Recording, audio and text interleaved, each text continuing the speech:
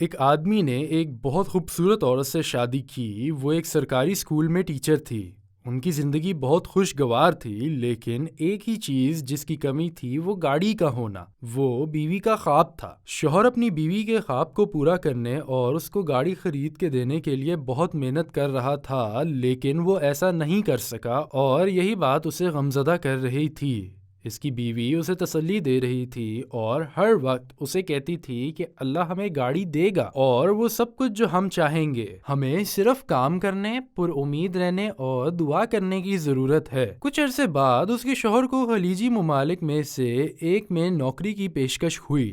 شوہر اپنی بیوی سے لگاؤ رکھنے کے باوجود بیوی کے خواب کو پورا کرنے کے لیے ہجرت کے ساتھ ساتھ اس پیشکش پر بھی راضی ہو گیا۔ اس کی بیوی نے پہلے اس سے اتفاق نہیں کیا، پھر اس نے دیکھا کہ اس کو سفر پر جانے کے لیے زور ہے تو اس نے اس کو جانے دیا۔ شوہر نے سفر کیا اور اس کے شوہر کے سفر کے چند دن بعد اس نے اپنی بیوی کو فون کیا اور ایسے ظاہر کیا جیسے وہ کسی طالب علم کا باپ ہو جسے وہ پڑھاتی ہو۔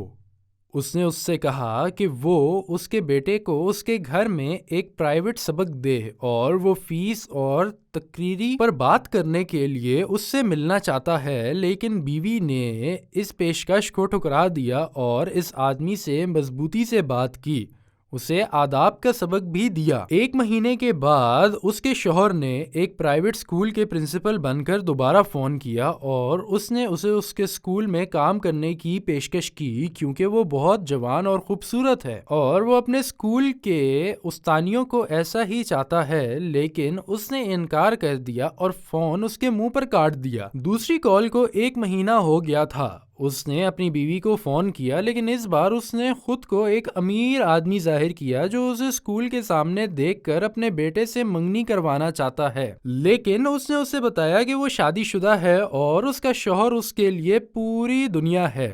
تیسری کال کے بعد بیوی نے اپنے شوہر کو فون کیا۔ وہ بہت اداس اور غمگین تھی۔ اس نے اسے بتایا کہ اس کے ساتھ کیا ہوا ہے اور لوگ اسے ہراساں کر رہے ہیں۔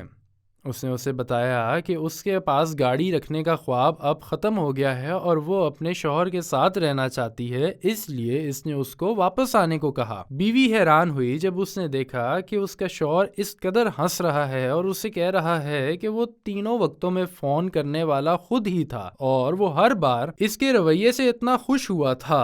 اس نے اسے اس لمحے کھڑکی سے باہر دیکھنے کو کہا۔ اسے وہ گاڑی مل جائے گی جس کا اس نے بہت خواب دیکھا تھا۔ کھڑکی کے سامنے تحفے کے طور پر گاڑی کھڑی تھی جو اس بات کا اظہار تھی کہ وہ اس سے کتنی محبت کرتا ہے اور وہ اس سے کتنا مطمئن ہے۔ جب بیوی نے دیکھا تو باہر ایک بہت اچھی گاڑی کھڑی تھی اور اس کا بھائی اسے چلا رہا تھا تو وہ حیرت اور خوشی سے چیخ پڑی۔ اس کا بھائی اسے دیکھ کر مسکرایا اور اسے نیچے آنے کے لیے بلایا، اور جب وہ نیچے اتری تو اس کا بھائی گاڑی سے باہر نکلا، اسے چابی دی اور اسے مبارکباد دی۔